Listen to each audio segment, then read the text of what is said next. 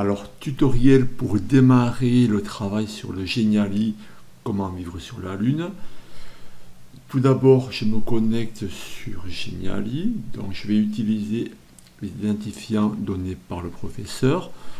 Le mail étant le même, je vais choisir le troisième mot de passe dans le tableau qui m'a été donné. Une fois connecté, je vais arriver sur la page d'accueil de mon Geniali ici. Je vais voir un seul diaporama qui s'appelle nom, prénom, élève. Je clique dessus. Le chargement risque d'être un petit peu long, donc j'attends 2-3 minutes. Et une fois le fichier téléchargé, la première chose à faire ici est de marquer en entier le nom et prénom des deux élèves. Puis régulièrement, je viendrai cliquer ici sur le petit nuage pour sauvegarder mon travail. Lorsque ce travail est à l'écran, je vais aller chercher sur le réseau, alors pas sur le site du professeur, mais sur le réseau, à l'endroit donné par le professeur, les consignes. Je prends connaissance des consignes. Sur la première page de mon Geniali, je vais tout d'abord créer ici un texte, un titre, en utilisant comme préconisé par le professeur la police Walpoet. Et je vais également définir des zones ici interactives, au minimum 3 zones qui vont afficher un message d'erreur, qui ne me permettent pas de continuer le diaporama, qui vont rester me bloquer sur la page 1. Et je vais également créer ici une zone interactive où je vais avoir un message comme quoi j'ai trouvé le bon passage. Et de ce fait, je pourrai passer en page 2. Donc, vous créez le titre, 3 zones qui ne permettent pas d'aller en page suivante et une zone qui me permet de continuer le diaporama. Donc voici le modèle créé par le professeur comme exemple. Donc nous trouvons bien le titre avec la police Walpoet et le professeur a programmé plusieurs zones. Donc je peux soit chercher en survolant avec la souris, un message va apparaître et m'indique que je ne suis pas au bon endroit, que je dois continuer mes recherches. Donc je continue un petit peu à fouiller. Le professeur a mis une dizaine de zones interactives un petit peu partout, donc je peux chercher comme ça manuellement. Je peux également alors ajouter ou pas un bouton d'aide, à vous de voir. Si je l'ajoute, c'est beaucoup plus facile.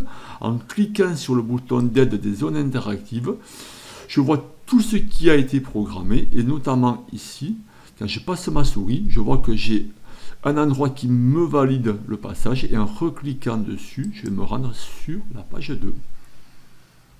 Alors nous voici maintenant sur le modèle de l'élève. Très rapidement, nous allons voir quelques possibilités offertes par Geniali. Tout est fait en bas, je vais trouver ici toutes mes pages, donc une vingtaine de pages à programmer. En partant du haut, plusieurs possibilités pour faire des textes et des titres.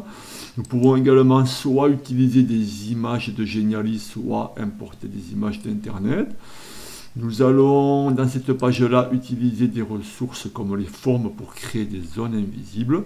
Et un peu plus tard, nous allons ici utiliser des boutons interactifs qui me permettront d'aller en page 2. Donc je reviens sur mon texte et je vais faire le titre de la page 1, comment coloniser la Lune. Imaginons, je prends le titre 2 ici, j'efface le titre 2, je viens saisir mon titre, comment coloniser la Lune, je sélectionne le texte. Je pense ici à demander à la police Walpoet, donc j'écris juste le début, W-A-L. Je sélectionne la police, je change également la couleur, alors imaginons sur du fuchsia ici. Je monte mon titre sur la partie supérieure et je vais ici tirer un petit peu. Je peux avec la poignée éventuellement réduire ce titre là. Je pourrais également le faire en 2 lignes si vous préférez, rien n'empêche de le faire comme ça en 2 lignes ou en 3 lignes, à vous de faire un travail judicieux et propre. Donc vous pouvez, comme un traitement de texte, le centrer. Et vous pouvez également, nous le verrons plus tard pour le fond d'écran, utiliser un cadenas qui permet de figer le texte. Il est bloqué, je peux à tout moment venir dessus et le débloquer. Je vais maintenant rajouter des zones interactives qui vont me permettre ou pas d'aller en page suivante. Je viens ici dans l'onglet ressources, nous allons utiliser une forme, alors peu importe la forme. Imaginons, je vais prendre 3 formes circulaires qui vont bloquer mon passage en page suivante. Je peux en mettre une ici. J'en rajoute par exemple une sur cette coupole là. Je vais en rajouter également une peut-être sur cette couple-là, ici. Alors à vous d'imaginer, peu importe le choix des positions. Et je vais utiliser cette forme-là pour valider le bon passage que je vais mettre par exemple ici, exactement sur cet endroit-là. Donc nous allons commencer par programmer des zones bloquantes. Donc je viens sur ma première zone. Je vais cliquer ici sur ajouter une interactivité. Donc je vais rajouter en fait une action. Je vais choisir l'action qui s'appelle étiquette et je mets ici un message d'erreur du style voilà, attention, cet endroit ne te permet pas de continuer la mission, ton voyage sera long, il faut que tu cherches d'autres indices. Je peux, pour avoir un travail de qualité et gagner des points sur mon évaluation, changer la police, changer les couleurs, rajouter des images que je prends dans le dossier public, je peux faire un travail vraiment de qualité, mettre une couleur de fond, à vous de faire au maximum. Je viens enregistrer mon interactivité. Je continue sur les deux autres interactivités d'erreur. Alors, pour faciliter ici, je prends le même message, mais je vous conseille de le modifier un petit peu. Je continue sur ma troisième zone ici. Je vais ajouter une interactivité. Et nous allons maintenant programmer la dernière zone pour aller en page 2. Donc je clique dessus. Je vais rajouter une double interactivité. Tout d'abord, un message comme quoi je dis à la personne qu'elle a trouvé le bon passage. Je n'hésite pas à rajouter une image qui montre bien le succès de cette personne-là. Donc, j'enregistre mon interactivité et je vais rajouter ici une deuxième action. Donc, je viens bien là-dessus. Je vais aller en page suivante. Donc, aller à la page. Soit je prends page suivante, soit je viens directement sur la page 2.